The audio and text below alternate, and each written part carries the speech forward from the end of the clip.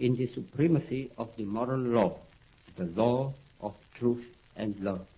Exercise of faith will be the safest where there is a clear determination summarily to reject all that is contrary to truth and love. I confess that I have no argument to convince through reason. Faith transcends reason. All I can advise is not to attempt the impossible. That's something to listen to many times. This man is the liberator of 1 billion people. And he was fighting the same colonial globalist empire that ruled over the colonies that are the source of our current 50-state union. Same empire, same business model, the business model of colonization and exploitation that is worked out for profit as, and I keep saying this because it's critical, drugs and slavery and piracy. And he stood against that. And Martin Luther King in this country cited Gandhi as his source for his ministry as he sought to liberate the black community from the oppression and the assault on their human rights that they were experiencing in the United States then and continue to experience today to a very significant degree, a 2.0 suffering. Martin Luther King showed up for the 1.0 liberation. Now we're to the 2.0 period. And he's been criticized, Martin Luther King, because he preached nonviolence. And I understand this now only because I'm being attacked by evil men. And my initial impulse is when I'm attacked is to fight. And I realize what Gandhi is saying with truth and love is that if I'm going to preserve my own spiritual integrity when I'm surrounded by this evil, I am going to have to walk the path of truth and love. Otherwise, in fighting this evil, I will become a captive of the dark side. And what Gandhi was preaching and what he was trying to teach billions of people to do was how do we liberate ourselves from slavery and drugs and piracy without giving up the essence of our humanity. And this is something people will discover when they go into the arena and they're ready to fight and give their life for faith and family and country. So this Gandhi piece, this is a political leader. This is a politician. This is the politics of liberation that threw off the most powerful empire in world history probably up till that time, the most powerful empire in world history, the most sustained empire. And he threw this off. He threw it off. And he was also involved in the liberation of South Africa. This guy cast a giant shadow. So all of the criticisms of him aside for another day, it's his message of love and truth, of nonviolence and truth. So in the political here in my backyard, as I speak to the other activists that are hearing this, we have a new politics to bring forward. It's the politics of truth, of transparency, of oratory, everything on the table. No backstabbing, no gossiping, no behind the back kind of games.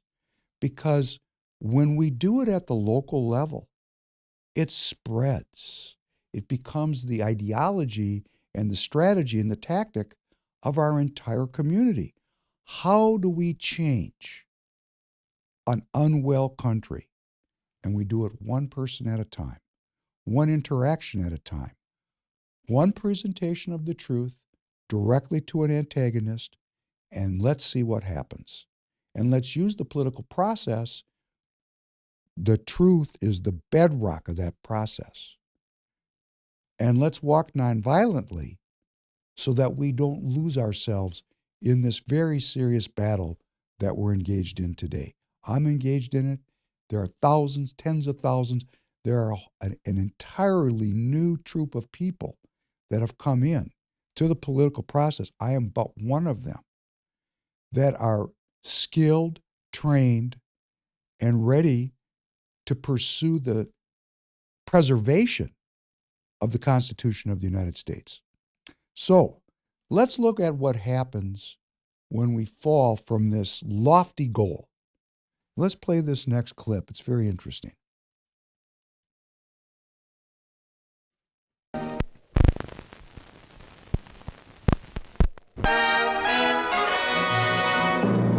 Those good neighbors, Canada and America, got together again when President Kennedy visited the Parliament building in Ottawa.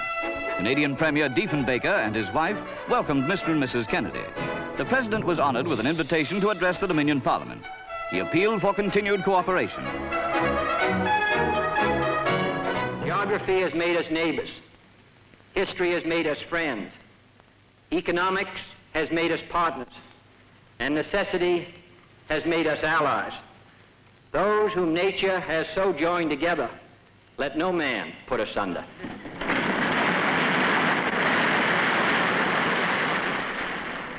Governor General Vanier and his wife held a reception at Government House in the visitors' honor. Major General Vanier, DSO, MC, and Bar fought in France in World War I. He is a French-Canadian. But perhaps it was the President's beautiful wife, Jackie, who most took the eye on this occasion. It's more than 60 years since America had so young a First Lady.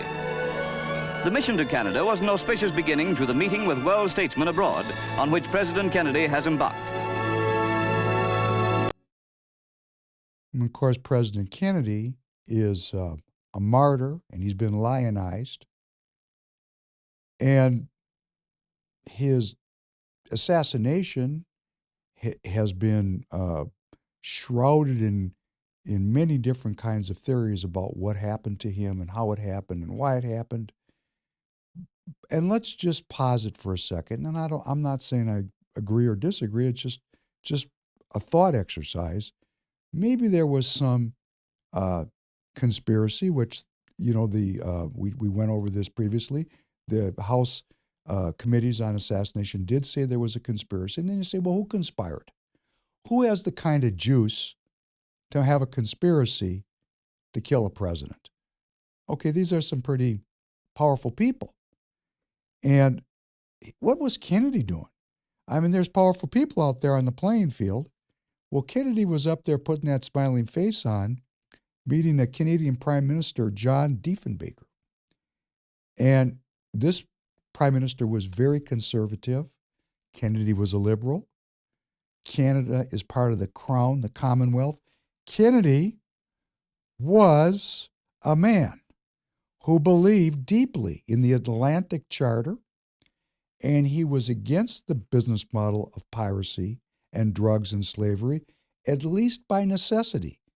Possibly not by heart, but by necessity, leading that Democrat Party at that time, he was a beacon of light.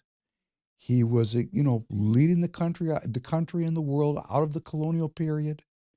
He was talking about the self-determination of individual peoples.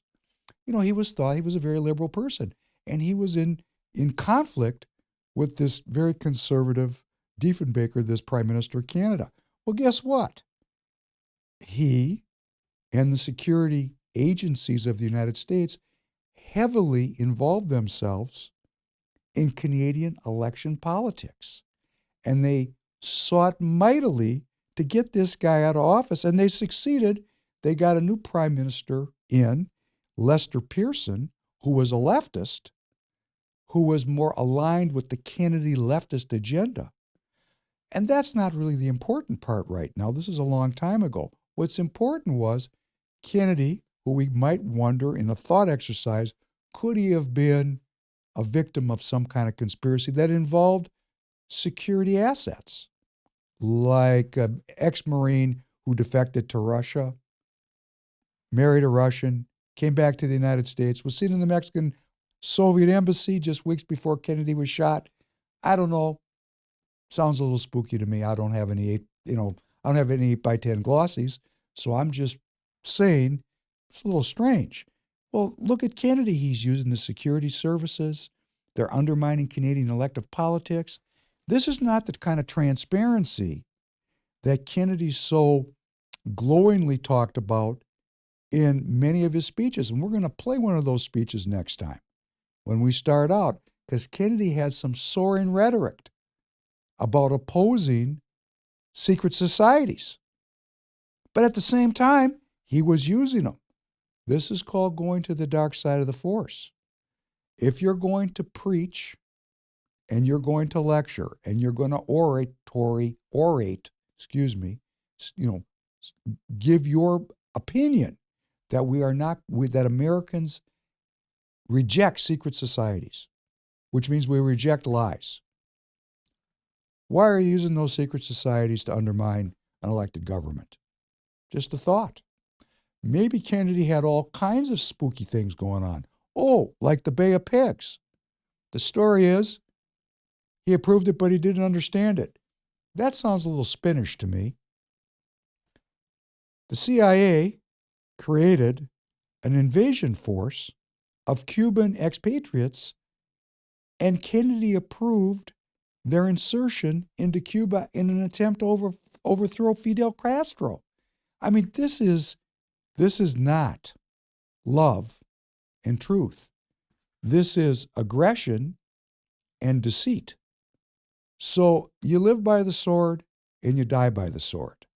And I think what Gandhi was saying is, if you're going to walk in these halls with these evil people, the way to protect yourself, to make politics an uplifting, well-being experience where you don't get your head blown off, so you just have to tell the truth and be nonviolent.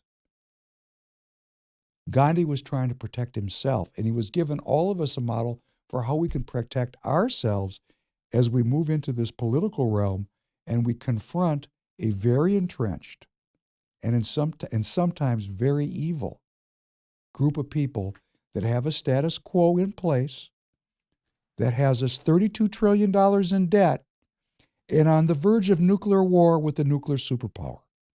So to walk into this and maintain our spiritual dignity, I think that's what Gandhi was trying to teach me. And maybe you could learn from it too.